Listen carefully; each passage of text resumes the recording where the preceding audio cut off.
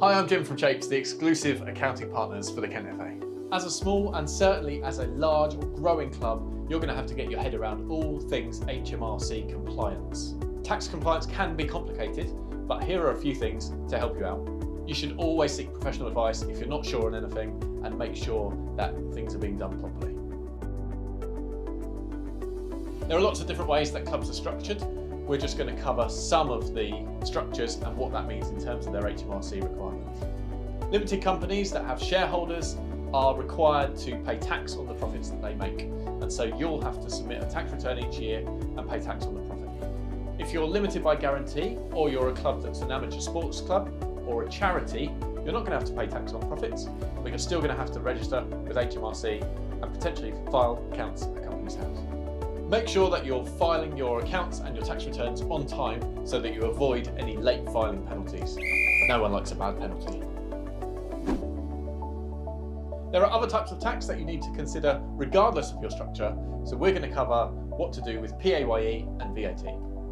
Payments to employees or casual staff, including contracted players, need to be reported to HMRC under the PAYE rules. You may also have to enrol them in a pension scheme.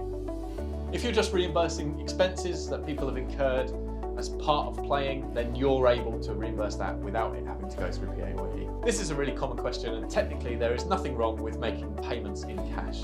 However, those payments still do need to be reported under PAYE so that the relevant tax, national insurance and pension contributions can be made. This is one that clubs have to be really careful to track the amount of income that they're receiving and whether it's counted as a VATable service or non-VATable income. There's lots of types of income that clubs receive that you might have to add VAT to. Here's some of them. The good news is that if your taxable income is less than £90,000, you don't have to register for VAT, and therefore you don't need to charge it on that type of income. What you will need to do though is check your income on a monthly basis to make sure that you haven't reached the threshold. As soon as you do, you've got 30 days to register with HMRC. Any professional advisor should be able to help you with the registration process and check whether you've gone over the threshold.